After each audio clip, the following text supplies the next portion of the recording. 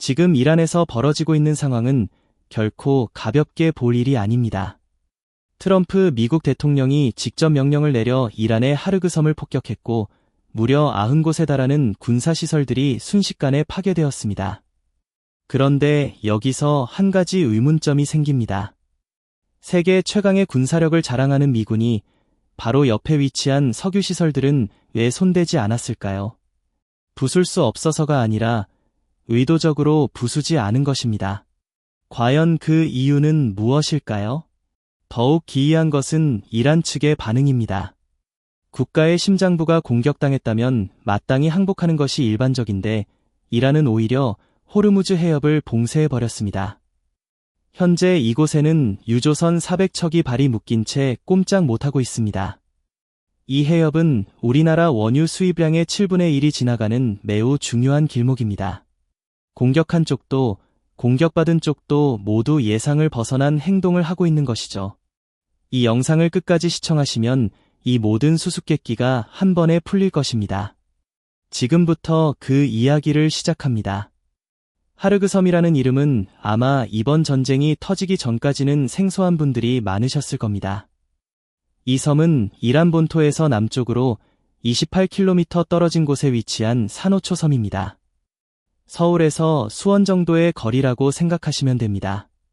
면적은 여의도의 약 7배에 불과하지만 이 작은 섬에 이란의 운명이 통째로 걸려 있습니다. 이란 전체 원유 수출량의 90%가 바로 이 하르그 섬을 통해 해외로 빠져나가기 때문입니다. 하루 최대 700만 배럴, 우리나라 사흘치에 해당하는 엄청난 양의 석유가 매일 이 섬 하나에서 실려나갑니다. 섬 남쪽에는 수십 개의 대형 저장 탱크가 즐비하고 본토의 유전과 직접 연결된 해저 파이프라인도 구축되어 있습니다. 이란인들이 이 섬을 보물섬이라 부르는 이유가 여기에 있습니다. 그러나 이 보물섬에는 아픈 기억도 함께 서려 있습니다. 1980년대 이란-이라크 전쟁 당시 이라크군은 하르그 섬에 대한 집중 폭격을 감행했습니다. 이로 인해 이란 경제는 크게 휘청였고 그 트라우마는 이란의 뼛속 깊이 각인되었습니다. 그래서 이란은 섬 주변에 혁명수비대의 미사일 저장고, 길게 뻗은 미사일 발사시설, 그리고 다겹의 방공망을 촘촘히 구축해 놓았습니다. 말 그대로 자신들의 가장 소중한 보물을 지키기 위한 난공불락의 요새를 쌓아 올린 셈입니다. 트럼프 대통령이 2월 28일 전쟁을 개시한 이후 보름 넘게 이란 전역을 맹폭했습니다. 테헤란에 위치한 혁명수비대 본부는 물론 국회 건물까지도 공격 대상이 되었습니다. 하지만 이 보물섬, 즉 하르그 섬의 석유 시설만큼은 끝까지 건드리지 않았습니다. 심지어 이스라엘의 전 총리인 라피드가 하르그 섬의 에너지 시설을 모두 파괴해야 이란 정권이 무너질 거리라며 공개적으로 압박했음에도 말입니다. 결국 3월 13일이 되어서야 하르그 섬에 대한 공격이 이루어졌지만 이는 군사시설 90곳만을 정밀 타격한 것이었습니다. 바로 옆에 있던 대규모 저장 탱크, 터미널, 파이프라인 등 석유 관련 시설은 단 하나도 건드리지 않았습니다. 이는 역대 미국 행정부가 이 섬의 석유 시설을 결코 넘어서는 안 될 레드라인으로 간주해왔기 때문이며 트럼프 또한 그 선 앞에서 멈춘 것입니다. 그렇다면 왜 이 하르그 섬의 석유 시설이 그렇게 중요한 레드라인으로 여겨질까요? 지도를 보면 답이 명확히 드러납니다. 하르그 섬에서 원유를 가득 실은 유조선이 국제 해상으로 나가려면 호르무즈 해협이라는 매우 좁은 길목을 반드시 통과해야 합니다. 이 해협의 가장 좁은 구간은 불과 33km로 서울 강남에서 일산까지의 거리와 비슷합니다. 전 세계 석유 수송량의 20에서 30%가 매일 이 해상 통로를 이용하는데 이 해협의 북쪽 해안선 전체가 바로 이란의 영토입니다. 즉, 이란이 마음만 먹으면 길에 미사일, 드론 등을 이용해 이 길목을 완전히 막아버릴 수 있는 전략적 요충지인 셈입니다. 그리고 이란은 실제로 이 길목을 틀어막는 행동을 감행했습니다. 혁명수비대는 해협 봉쇄를 공식 선언했고 푸자이라 항구 근처에서 유조선이 드론 공격을 받았으며 바레인의 연료 탱크도 표적이 되었습니다. 현재 호르무즈 해협 입구에는 무려 400척의 유조선이 꼼짝 못하고 발이 묶여 있습니다. 이란은 군사적으로는 최고 지도자가 사망하고 지도부가 흔들리는 등 분명히 불리한 상황에 처해 있습니다. 하지만 그들은 세계 경제의 숨통을 틀어진 채 끈질기게 버티고 있는 것입니다. 하지만 이러한 교착 상태에서 진정으로 큰 피해를 보고 있는 것은 미국도 이란도 아닙니다. 바로 우리 자신입니다. 어제 주유소에서 보신 가격표를 혹시 기억하시나요? 그 가격표가 바로 이 전쟁이 우리에게 청구하는 비용입니다. 전쟁 발발 직전까지 전국 휘발유 평균 가격은 리터당 1,600원대였습니다. 그러나 3월에 들어서 1,700원을 넘어서더니 지금은 1,800원을 향해 가고 있습니다. 서울 시내 일부 주유소는 이미 1,900원대를 기록했습니다. 단 한 달 사이에 리터당 200원 가까이 오른 것입니다. 한 달에 기름을 200리터 넣는 운전자라면 4만 원이 공중으로 증발한 셈입니다. 어떤 분은 운동 다녀오는 1시간 사이에 주유소 가격이 50원이나 올라 있었다고 하소연하기도 합니다. 그래서 요즘은 패닉 주유라는 말까지 등장했습니다. 기름값이 더 오를까 봐 미리 연료 탱크를 가득 채우는 현상이죠. 화물차 기사분들도 스마트폰 앱으로 최저가 주유소를 검색해 새벽부터 줄을 서는 풍경이 일상화되었습니다. 문제는 이러한 패닉 현상이 한꺼번에 수요를 폭증시켜 가격을 더욱 끌어올리는 악순환을 만들고 있다는 점입니다. 1,800원도 부담인데 2,000원이 넘으면 아예 차를 세워야 하는 것 아니냐는 걱정이 벌써부터 운전자 커뮤니티에 확산되고 있습니다. 그러나 여러분, 이것은 단지 시작에 불과합니다. 국제 유가를 보면 상황은 훨씬 더 심각합니다. 전쟁 발발 전 배럴당 65달러였던 두바이유 가격이 지금은 128달러까지 치솟았습니다. 한 달도 채 되지 않아 77%나 폭등한 것입니다. 더 큰 문제는 국제 유가 변동이 국내 주유소 가격에 반영되기까지 보통 2-3주의 시간차가 발생한다는 점입니다. 지금 우리가 넣고 있는 기름값은 아직 3월 초 국제 유가가 반영된 가격입니다. 128달러짜리 고유가의 여파는 아직 본격적으로 오지 않았습니다. 진정으로 무서운 가격은 이제부터 시작될 것입니다. 그리고 이것은 단순히 기름값만의 문제가 아닙니다. 기름값이 오르면 과연 무엇이 오를까요? 모든 것이 오릅니다. 마트까지 물건을 실어 나르는 트럭에는 경유가 필요하고 비닐하우스 난방에도 기름이 쓰이며 공장 가동에도 막대한 에너지가 들어갑니다. 택배비, 항공료는 물론 버스 요금까지 생활과 밀접한 모든 물가가 연쇄적으로 상승하게 됩니다. 석유는 현대 경제의 혈액과 같습니다. 혈액이 비싸지면 우리 몸 전체가 병들기 시작하듯 석유 가격이 오르면 경제 전반이 심각한 고통을 겪게 되는 것입니다. 현대경제연구원의 분석에 따르면 국제 유가가 배럴당 100달러를 돌파할 경우 국내 소비자 물가는 1%포인트 추가 상승하고 경제 성장률은 0.9%포인트 하락한다고 합니다. 그런데 현재 유가는 100달러를 넘어 128달러에 달하고 있습니다. 여기에 환율 문제까지 겹치면서 충격은 더욱 커집니다. 작년 이맘때 달러당 1,360원대였던 환율이 지금은 1,466원까지 치솟았습니다. 같은 양의 기름을 수입하더라도 원화로 지불해야 하는 비용이 훨씬 비싸진 구조입니다. 유가와 환율이라는 이중 펀치를 동시에 맞고 있는 셈입니다. 한국은 에너지의 94%를 수입에 의존하고 있으며 그중 70% 이상이 중동 지역에서 들어옵니다. 모건 스탠리는 중국과 달리 한국은 러시아산 원유와 같은 대안이 마땅치 않아 유가 충격에 훨씬 더 취약하다고 분석하기도 했습니다. 그러면 이쯤에서 이런 질문이 떠오를 수 있습니다. 전쟁을 일으킨 미국은 괜찮은 걸까? 그런데 놀랍게도 이 전쟁을 직접 벌이고 있는 미국조차 지금 속이 타들어가고 있습니다. 미국은 세계 최대 산유국입니다. 이론적으로는 기름값이 오르면 오히려 돈을 버는 나라처럼 보일 수 있습니다.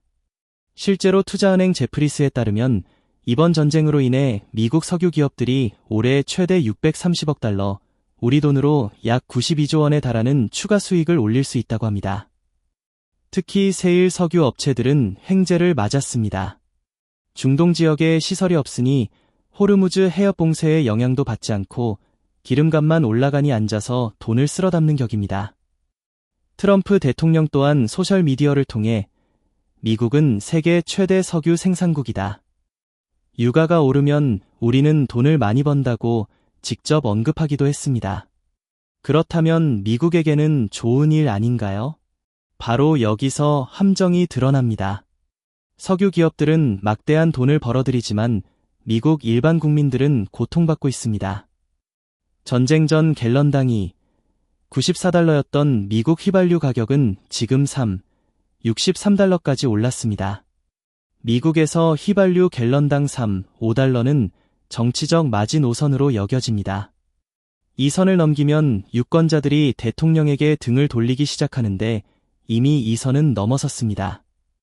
미시간 대학교가 3월에 실시한 소비자 심리 조사에 따르면 흥미롭게도 전쟁 전후로 나눠서 설문했습니다. 전쟁 전 응답자들은 1년 뒤 휘발유가 10% 오를 것이라고 예상했지만 전쟁 후 응답자들은 무려 43%가 오를 것이라고 답했습니다. 4배 가까운 차이입니다. 더욱 충격적인 것은 그동안 미국 경제를 지탱해왔던 고소득층의 소비 심리마저 급격히 꺾였다는 점입니다. 부자들도 지갑을 닫기 시작한 것입니다. 이는 단순한 불안감을 넘어 소비 자체가 얼어붙을 수 있다는 심각한 경고입니다. 이러한 상황이 트럼프 대통령에게 치명적인 이유는 올해 12월에 중간선거가 있기 때문입니다. 장바구니 물가가 무거워지고 가계 경제가 어려워지면 유권자들은 누구를 탓할까요? 바로 대통령입니다. 2022년 러시아 우크라이나 전쟁 당시 유가 폭등으로 바이든 대통령의 지지율이 곤두박질 쳤던 것을 기억하실 겁니다. 트럼프 대통령은 그 전철을 절대 밟고 싶지 않을 것입니다. 그래서 그는 온갖 수를 쓰고 있습니다. 러시아산 석유 제재를 일시적으로 해제하여 공급을 늘리려 했지만 유가는 꿈쩍도 하지 않았습니다. 국제에너지기구 IEA가 사상 최대 규모인 4억 배럴의 비축유 방출을 발표했지만 이것도 호르무즈 해협의 정상적인 물동량으로 환산하면 겨우 21일치에 불과합니다. 미국이 세일 석유 증산을 약속하고 있지만 설비 추가에는 상당한 시간이 걸립니다. 말하자면 응급수혈은 하고 있지만 피가 빠져나가는 속도를 전혀 따라잡지 못하고 있는 것입니다. 결국 트럼프 대통령에게 남은 카드는 단 하나입니다. 석유 시설을 직접적으로 건드리지 않으면서 이란을 다른 방식으로 무너뜨리는 것. 그런데 그 방식이라는 것이 어떤 것인지 듣고 나면 등골이 서늘해질 정도입니다. 총 한 발 쏘지 않고도 한 나라를 완전히 무너뜨리는 방법이 있습니다. 바로 돈줄을 말려 죽이는 것입니다. 이란 경제는 석유에 거의 전적으로 의존합니다. 석유 수출이 막히면 정부 재정이 바닥나고 재정이 바닥나면 군인들에게 월급을 줄 수 없으며 무기도 구매할 수 없습니다. 혁명 수비대가 아무리 강력하다고 해도 월급 없이는 싸울 수 없는 법입니다. 하르그섬 군사시설을 파괴한 것 또한 이 맥락에서 이해할 수 있습니다. 석유 시설 자체는 건드리지 않았지만 그것을 지키던 방패막이 즉 군사적 방어력을 벗겨낸 것입니다. 이제 미국은 원하는 순간에 언제든지 칼을 내려칠 수 있습니다. 실제로 부수지 않아도 됩니다. 언제든 부술 수 있다는 위협 자체만으로도 이란의 숨통을 조일 수 있기 때문입니다. 트럼프 대통령이 재미삼아 몇 번 더 공격할 수도 있다고 발언한 것 역시 이러한 심리전의 일환입니다. 하지만 미국이 진정으로 노리는 것은 이란의 항복이 아닙니다. 여기가 핵심입니다. 미국은 이란이 외부의 힘이 아닌 내부로부터 스스로 무너지도록 만들려는 것입니다. 사실 이란은 전쟁이 발발하기 전부터 이미 내부적으로 골마가고 있었습니다. 최근 몇 년간 대규모 반정부 시위가 끊이지 않았습니다. 물가는 폭등하는데 최저임금은 동결되고 세금은 무려 62%나 인상되면서 국민들이 거리로 쏟아져 나왔습니다. 테헤란뿐만 아니라 하마단, 푸루스 등 지방 도시로도 시위가 번져나갔고 심지어 혁명 이전 왕조 시절의 깃발까지 등장했습니다. 이는 차라리 그 시절이 더 나았다는 절규에 가까웠습니다. 이란 경제가 얼마나 망가져 있었는지는 외환 시장만 봐도 알 수 있습니다. 공식 환율은 1달러에 42,000리알이지만 암시장에서는 1달러를 사려면 142만 리알을 줘야 했습니다.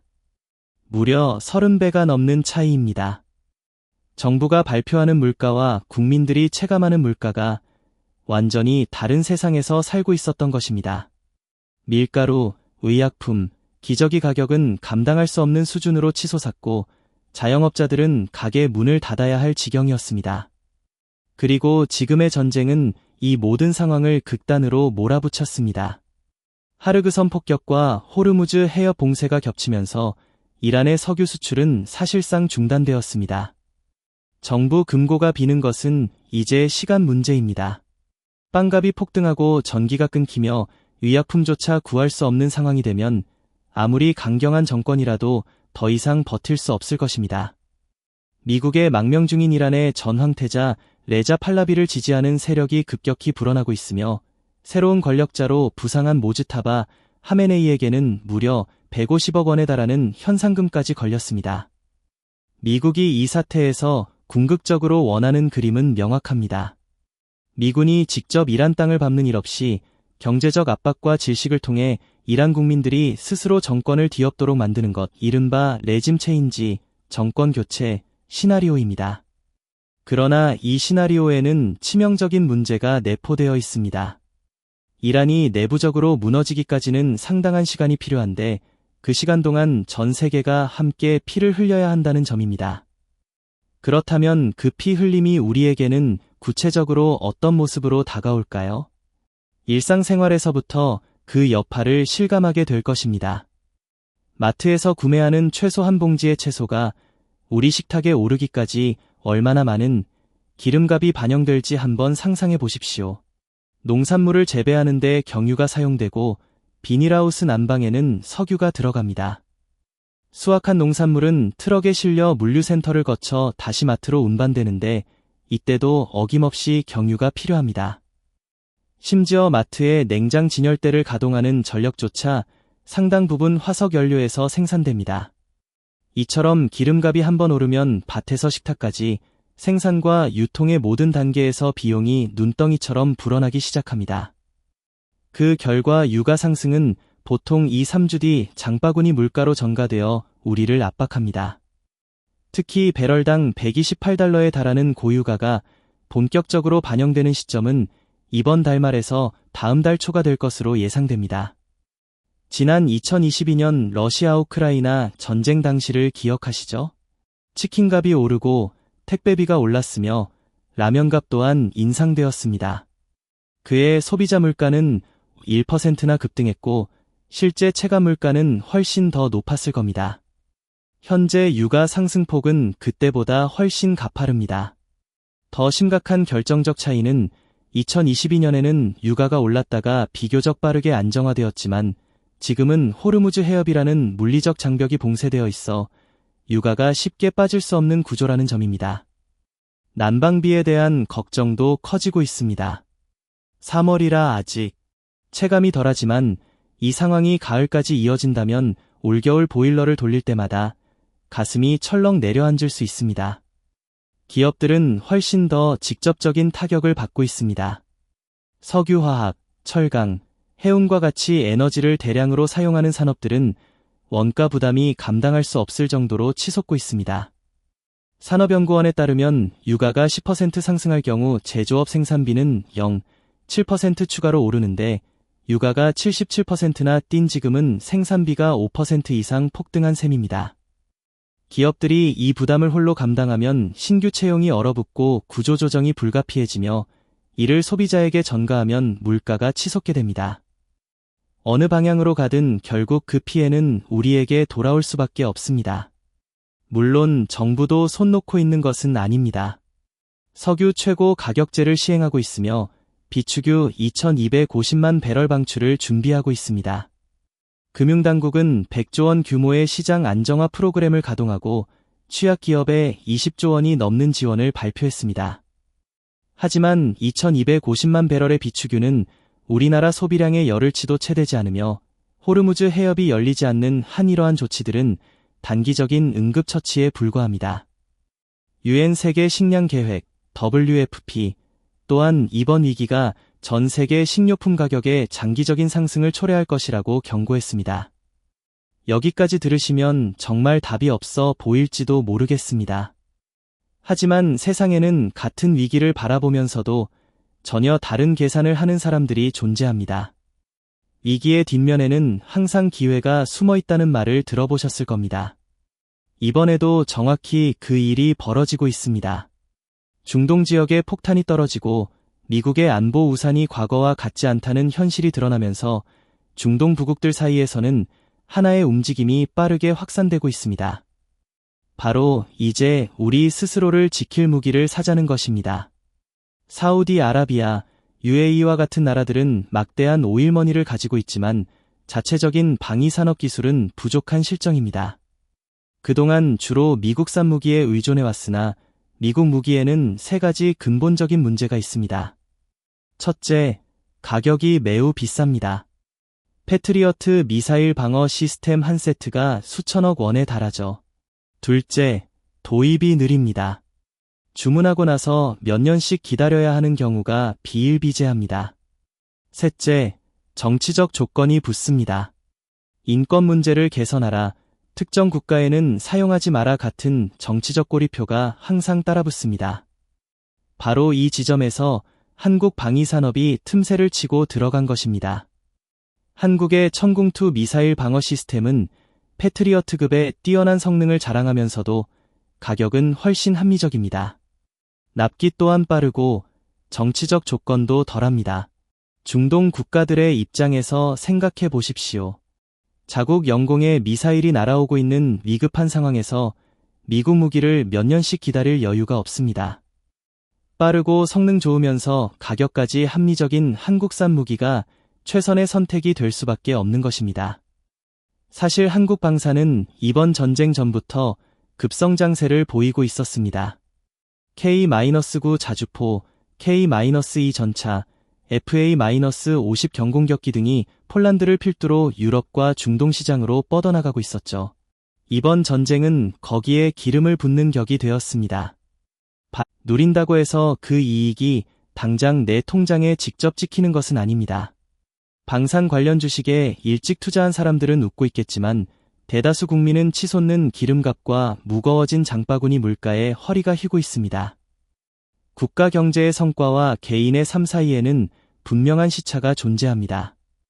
그리고 그 시차가 얼마나 길어질지는 결국 이 전쟁이 어떻게 끝나느냐에 달려 있습니다. 그렇다면 과연 이 전쟁의 끝이 보이기는 하는 걸까요?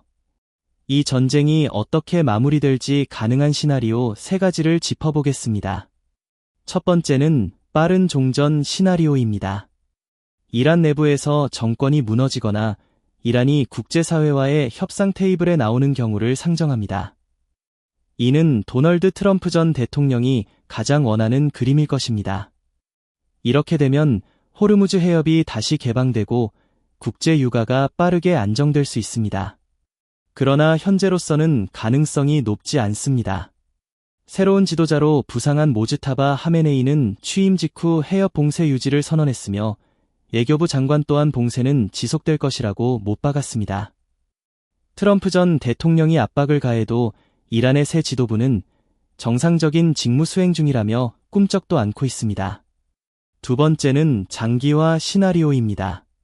이것이 가장 무서운 시나리오입니다. 해협 봉쇄가 몇 달 이상 지속된다면 전 세계 비축유가 바닥나기 시작할 것입니다. 한국에 배정된 2250만 배럴의 비축유는 열흘치도 되지 않으며 국제에너지기구 IEA의 4억 배럴 역시 20일치에 불과합니다. 그 이후에는 진정한 의미의 공급 부족이 찾아올 것입니다. 시장 전문가들은 국제유가 장기화가 본격적으로 반영되는 시점을 이번 달 말로 보고 있습니다. 왜냐하면 4월에는 물가 지표들이 줄줄이 발표되기 때문입니다. 미국의 소비자 물가지수 CPI는 4월 10일, 개인 소비 지출 PCE 4월 14일에 공개될 예정입니다. 이 수치들이 나쁘게 나온다면 시장은 다시 한번 크게 흔들릴 수 있습니다.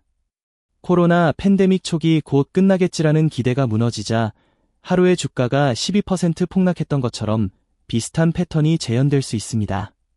세 번째는 지상군 투입 시나리오입니다. MBC 뉴스에 따르면 트럼프 전 대통령이 사적인 자리에서 특수부대 투입에 강한 관심을 보이고 있다고 합니다. 이미 해병 2,500명을 태운 군함이 이동 중이며 F-35 전투기와 상륙전까지 포함되어 있습니다. 지상군이 투입된다면 2003년 이라크 전쟁처럼 끝없는 수렁에 빠질 위험이 있습니다. 카타르 에너지 장관은 전쟁이 계속되면 걸프 산유국들도 석유 수출을 멈춰야 할 수 있고 그렇게 되면 세계 경제가 무너질 것이라고까지 경고했습니다. 어떤 시나리오가 현실이 되든 당분간 에너지 가격의 불안정은 피할 수 없는 현실입니다. 그렇다면 이 폭풍의 한가운데서 우리 같은 평범한 사람들은 대체 무엇을 할 수 있을까요? 사실 방법은 있습니다. 마지막으로 정리하면서 이 상황에서 우리가 실질적으로 할 수 있는 것들을 말씀드리겠습니다. 먼저 큰 그림을 이해해야 합니다. 트럼프 전 대통령은 이란의 심장부를 폭격하면서도 석유 시설만큼은 건드리지 못했습니다. 그곳을 건드리는 순간 유가 폭등이라는 부메랑이 자신들에게 돌아올 것을 알았기 때문입니다. 이란은 군사적으로는 열세에 놓여 있지만 호르무즈 해협이라는 전략적 요충지를 통해 세계 경제의 숨통을 쥐고 버티고 있습니다. 그리고 그 사이에서 원유의 70%를 중동에 의존하는 우리가 직격탄을 맞고 있는 상황인 것입니다. 그렇다면 이러한 상황 속에서 개인은 어떻게 대처해야 할까요? 별표 첫째, 기름값은 당분간 더 오를 가능성이 큽니다. 별표 지금이 가장 싼 가격일 수 있다는 생각으로 주유는 미리미리 해두는 것이 좋습니다. 오피넷 같은 육아 정보 앱을 활용하여 주변 최저가 주유소를 확인하는 습관을 들이세요. 알뜰 주유소를 이용하면 리터당 50원에서 100원까지 차이가 나는데 한 달이면 10,000원에서 20,000원까지 절약할 수 있습니다.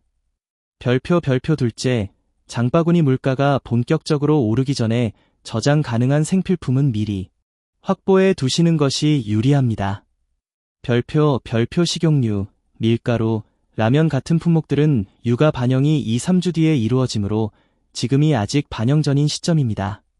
별표 셋째, 금리 움직임을 주시하세요.